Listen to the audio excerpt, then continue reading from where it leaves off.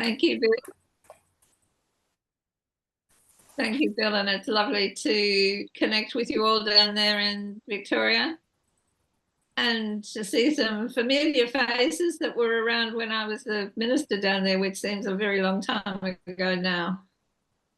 And how lucky you are to have had Bill doing such a wonderful job all those years too. So I want to start with the story of the photojournalist who was sent by his newspaper to a rural area to cover the bushfires.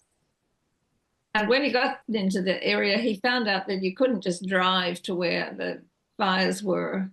And so he got permission to hire a plane.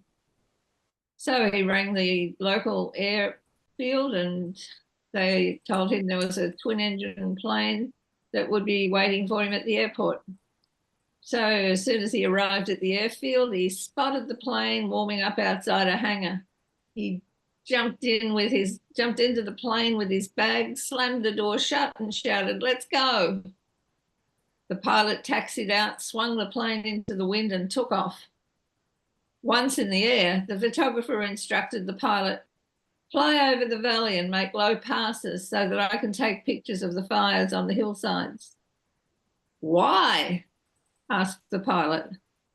"Because I'm a photographer for a news channel," he responded, "and I need to get some close-up shots."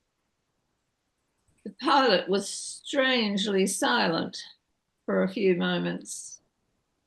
Finally, he stammered, So what you're telling me is you're not my flight instructor?"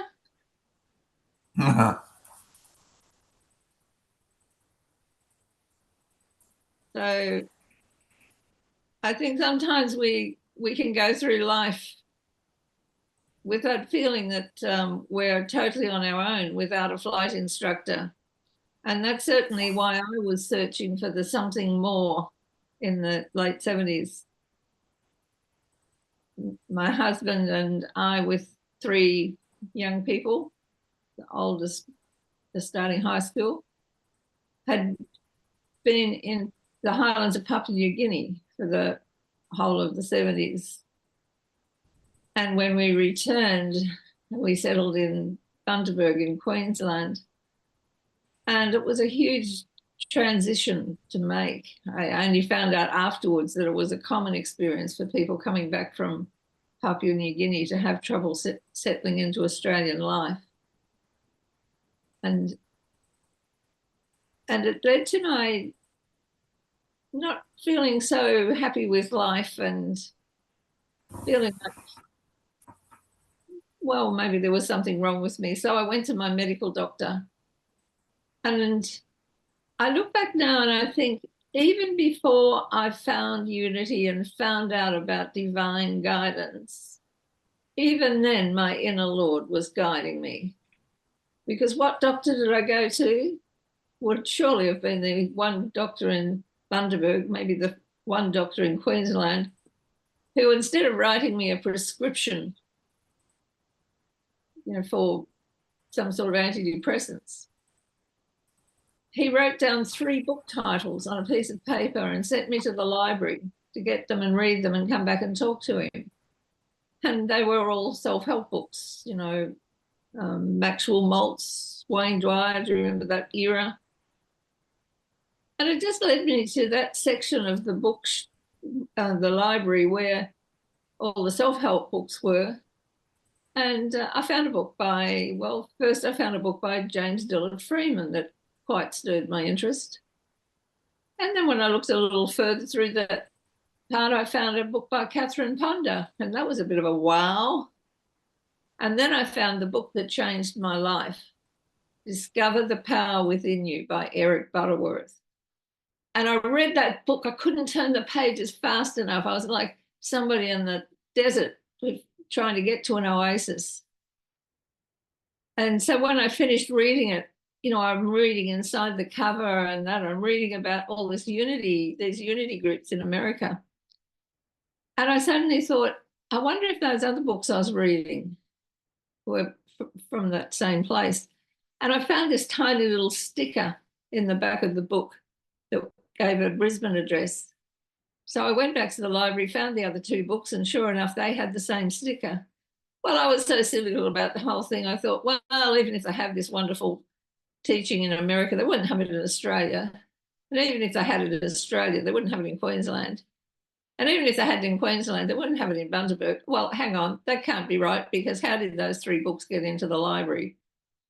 And sure enough, when I contacted the number in the book, I found that there was a very active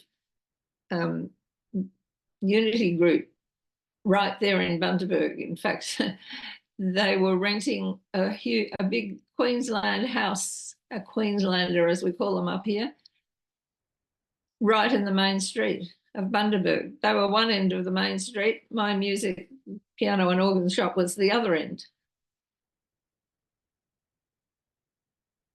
And when I went along, and they met every Friday night in that house. And so first week when I went along, I was amazed to find how wonderful the message was, because you see, I'd already done a bit of searching. I'd gone back to the Anglican church that I grew up in, and it's like, oh my goodness, have they really been reading the same stuff and doing these same things all the time I've been away?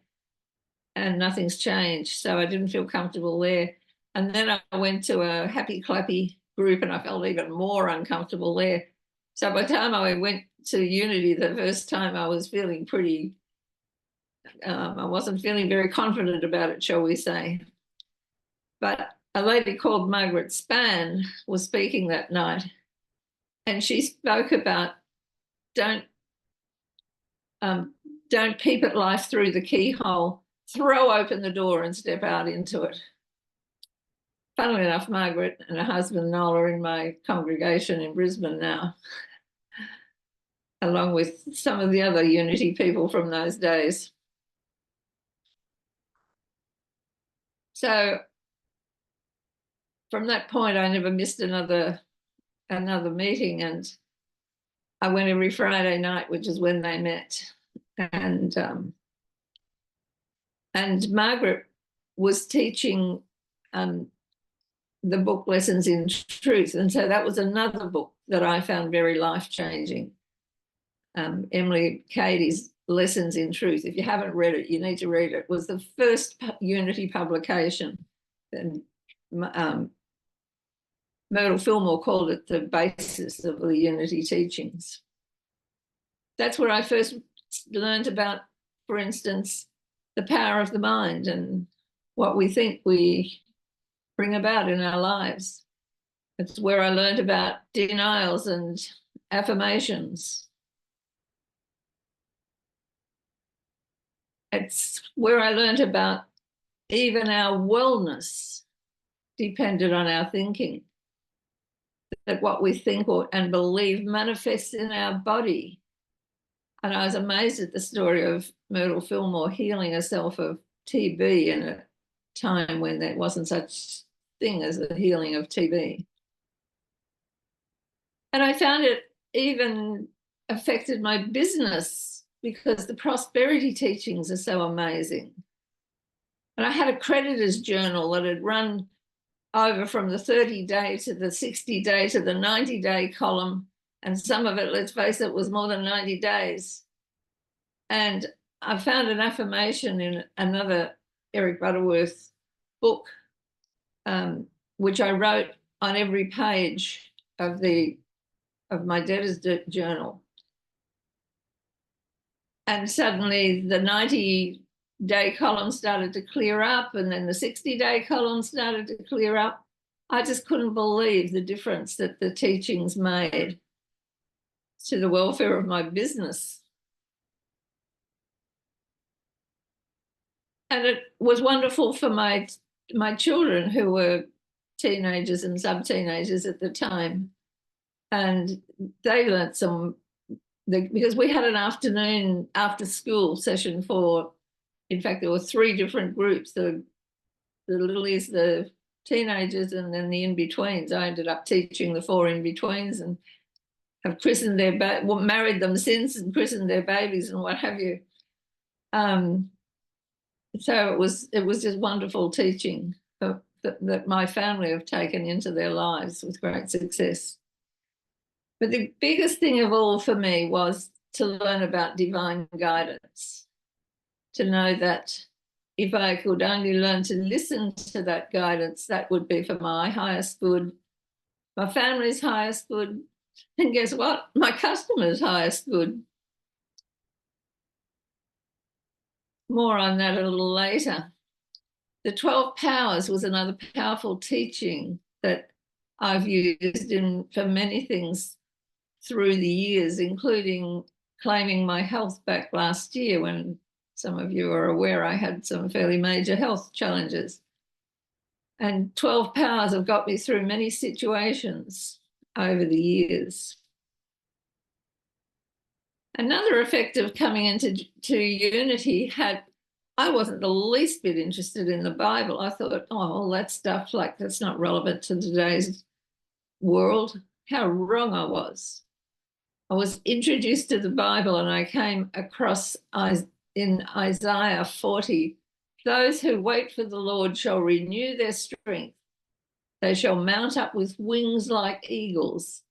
They shall run and not be weary. They shall walk and not faint, which was really interesting to me because I was doing a lot of fainting in those days.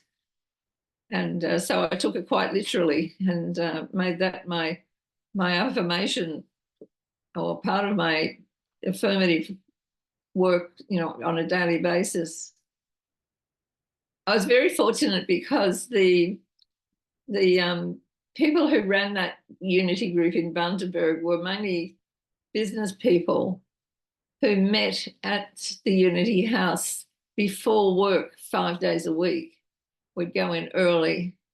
Actually, in my case, I would drop my husband off at one end of the main street so he could do the vacuuming and what have you in the shop. And I would drive down and do the meditation with the others. And, they were getting all this guidance stuff. And all I knew was I wanted what they were having. And so I decided that even on the weekends, I would go down on the beach because we lived near the beach and sit down there and meditate. And I was determined I was going to keep it up until I started getting that guidance like the others were. And I did. And the first guidance that I got was learn to live with love. And my reaction was, of course I live with love. I've got a husband and 3 kids. Of course I live with love.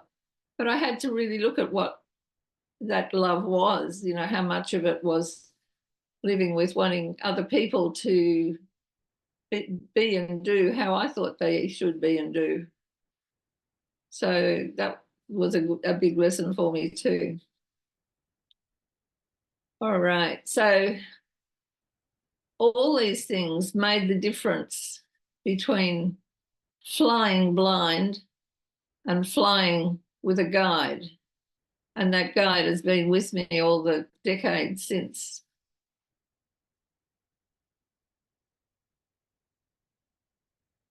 When the opportunity to study with Unity came up, was called SEE, Spiritual Education and Enrichment in those days, I decided I would do it, not because I had any thoughts of being a Unity teacher or minister or anything, but just so I would understand more of what it was these people were teaching.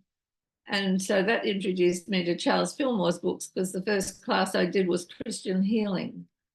And that was a huge help to understand the teachings. 1988 was a huge year for me. My daughter had already left home and was nursing in another part of Queensland. At the beginning of 88, both my boys went to university. A few months later, my husband died. And in that time, going from part of a family to being just totally on my own, I was literally carried on the wings of prayer. I could just feel all the Unity friends and people praying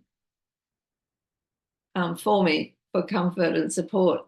And that was a huge lesson for me. That was how important it is to pray for others. I finished the studies in October of 88 and received my licensed teacher certificate that year, before the end of that very full year. So 36 years ago. It's amazing, isn't it? Following the death of my husband, I closed the business, sold the house and moved to Brisbane. And I worked at the Unity office as assistant to Reverend Midge Berkman. In 1989, I made my first visit to Unity Village. Nice to visit, but it was quite clear I wouldn't want to live there for 2 years. What's that saying? Man plans and God laughs. I'd learnt that refusing to follow divine guidance just brought about useless, unnecessary suffering. So hence, by the middle of 1992, there I was, fronting up at Unity Village for my 2 years ministerial education. It was an experience I'm sorry that our students now miss. And the 2 years that I was there, I took every opportunity. I joined in everything I could. I spent a lot of time in the amazing library. I went to any speakers who were speaking at the village, even when sometimes there were things people had paid a lot of money to go to. But if we wore our student badge, we could just walk into anything without paying. It was great opportunities to hear some amazing speakers. I returned to Brisbane and the Unity office in 1994 and was welcomed back very warmly, and it was a good time of doing classes and services and retreats. Retreat weekends were a big thing in Brisbane in that era.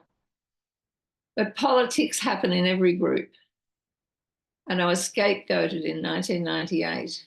I resigned and, following my guidance, applied for a position at a women's health centre, strangely enough, back up the coast near, not far from Bundaberg, at a place called Hervey Bay, which I still love dearly.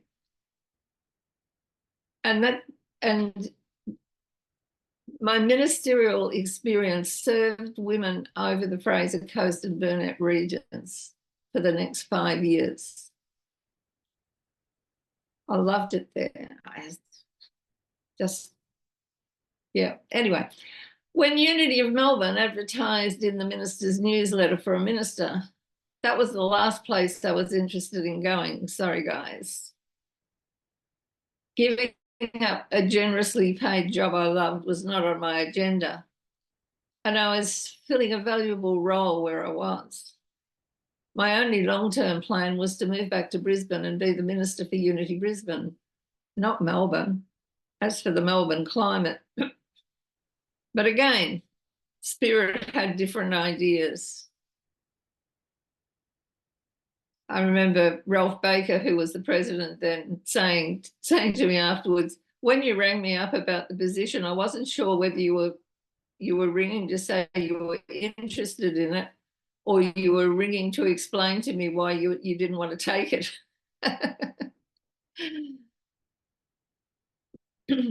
Those of you who were there during the years 2003 to 2007 will remember the changes that were made working with a very dedicated committee. The buildings were refinanced, badly needed maintenance and painting was done, and we built numbers greatly in those years. We also had some fun times. Remember the Melbourne Cup that we put on? I remember there was strawberries and cream and wine and jockeys that were moving around a track. It was a lot of fun. We did at least one retreat weekend where we all got up in the middle of the night because of some global peace meditation time that was on. And Some of you might have come with me to the Bev Sheehan jazz concert where we met Judy Durham and their mother, and what a wonderful musician entertainer you have in the lovely Bev Sheehan. And who did we go to see perform at the White Horse Entertainment Centre? Was it Patty Newton? It was the best imitation of a man peeing ever. At the time, I didn't know where to look. After 4 years, in June 2007, that's 17 years ago, I returned home to take up the position of Minister for Unity Brisbane, a position I've held ever since. I purchased my home in Redcliffe and feel very fortunate to live in this lovely part of the world. This has been a time of change, with an early move to the Barget Centre in the northern suburbs and the expansion into Zoom. Like you, we offer Zoom every Sunday and meet at Barget twice a month. I've played many roles in Unity, both locally and nationally and even internationally. I was president of the Unity Association for Unity for Australia and New Zealand for some time, until Bill rescued me from it last year. So thank you, Bill. I've served on the Unity National School Board and taught many classes majoring in Bible. I'm still on the International Ministerial Committee that does the assessments of applicants for licensed teacher certificates and ministry ordinations. The last part of my Unity journey has been focused on getting students through qualifications as licensed teachers and ministers. I feel now that I have a team that are working to find new leaders, the next group of leaders coming through the process. As for my future plans, we're blessed to have Reverend Julian Harvey as co-spiritual leader of Unity Brisbane, and I'm planning to release more of the ministry to him in the coming months, and to resign at the end of the year. With the backing of our excellent board, I know that Brisbane ministry will be in good hands and under divine guidance. Buddhism teaches, if you want others to be happy, practice compassion. If you want to be happy, practice compassion. And I think when we practice the unity principles, and when we take the time for prayer and meditation, and when we're open and receptive to divine guidance, that's when we find happiness. That's when we find success in all that we do. That's how we find health and the ability to live life to the full. And look at some of your ladies there, some of those pictures of people who are really quite up in years that are still living the life.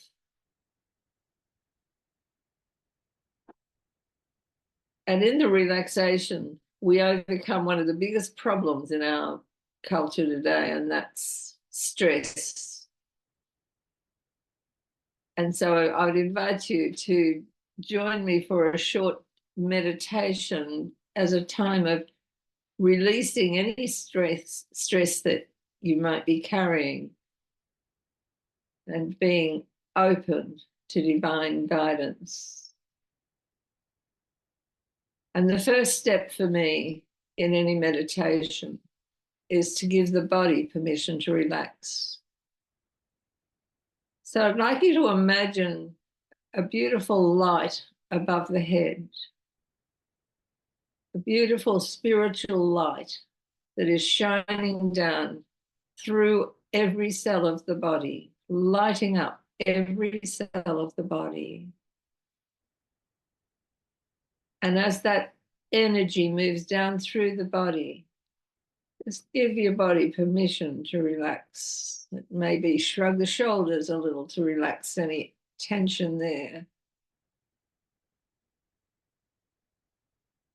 Let the wave of relaxation move down through the vertebrae, right down through the spine, through the body.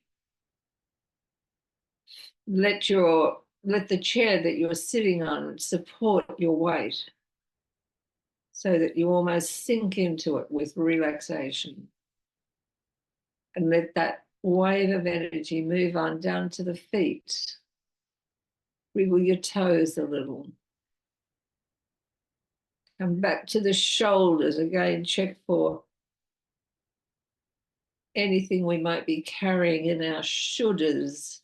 You ever thought that's how it's spelt? Soldiers, shoulders. So let go of any shoulders. You know, that's the 11th commandment. Thou shalt not should all over thyself. And let that wave of relaxation move down through the arms to the hands and the fingers. Just wriggle the fingers a little.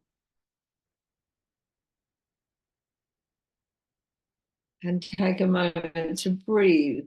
Become aware of the breath. The breath in, the breath out.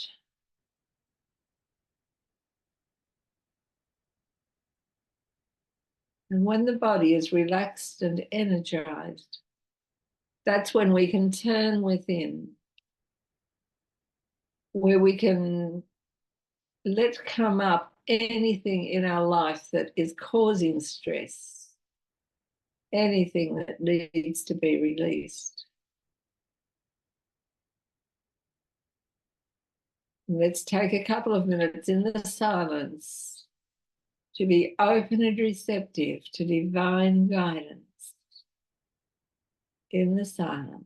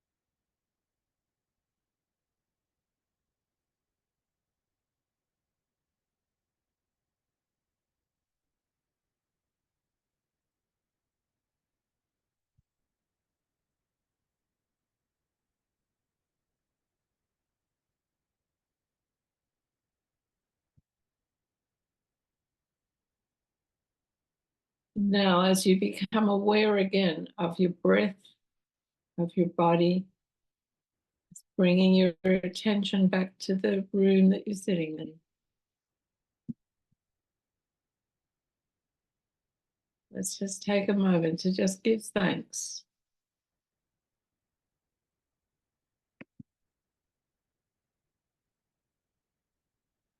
And to know that all is well. And so it is. Amen.